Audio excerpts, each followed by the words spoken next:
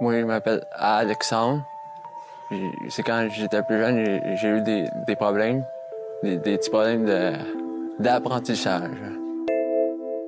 Je touche à tout, puis je fais du ménage, du balai, je place le stock, je fais un petit peu tout. Je m'appelle Marilyn Tuot. Je suis directrice des pièces ici chez Technodiesel depuis déjà 12 ans. Donc, Technodiesel, c'est une entreprise qui est en affaires depuis déjà 36 ans. C'est un garage de réparation de camions et remorques. Je m'appelle Chantal Toupin, je suis agente d'intégration en emploi au service spécialisé de main-d'œuvre SR2. Je m'occupe du volet maintien en emploi au niveau, plus particulièrement, du contrat d'intégration au travail, qui est une mesure d'aide financière d'Emploi Québec.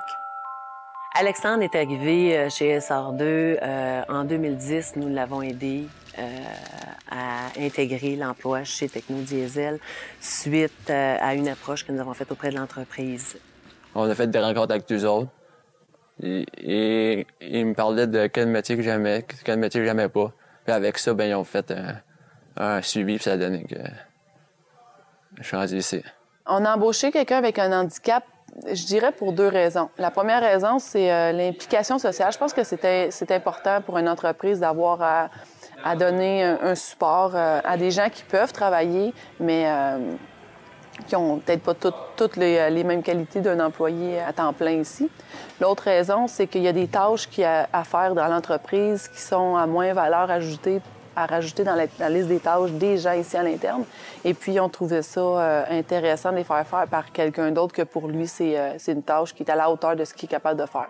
Alors, une entreprise qui ouvre ses portes aux personnes handicapées, manifeste et encourage l'ouverture à la différence. Une personne handicapée en milieu de travail, c'est des travailleurs exceptionnels qui ont des qualités donc de ponctualité, d'assiduité, sont dévoués. Donc, c'est des travailleurs qui sont vraiment très motivés par l'emploi qu'ils occupent. J'apporte ici que c'est toujours propre ici partout. Je fais le ménage tout le temps. C'est plus comme avant, c'est plus propre qu'avant. Donc, les inquiétudes qu'on avait au départ pour l'embauche à Alexandre, c'était directement relié avec l'équipe de travail. On avait des expériences dans le passé et puis on voulait pas on souhaitait pas que ça retombe dans le même un cercle vicieux de moquerie ou un côté désagréable autant pour l'employé que pour notre équipe ici. Donc, c'était la réticence principale. Alors souvent, il y a des milieux de travail qui disent, bon, regarde, nous, on n'a pas nécessairement la place pour intégrer, c'est pas nécessairement, le milieu n'est pas nécessairement adapté pour recevoir une personne handicapée.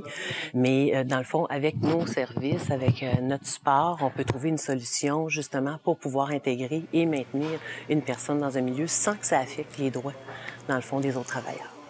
Ça serait vraiment un monde merveilleux si tout le monde pouvait comprendre que chacun a ses forces, a ses faiblesses, que tu sois handicapé ou pas, puis que chacun a sa place finalement au milieu de travail.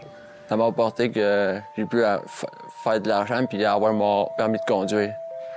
Avec ça, j'ai pu payer mon permis de conduire puis m'acheter mon char. Hyundai Accent GL 2013.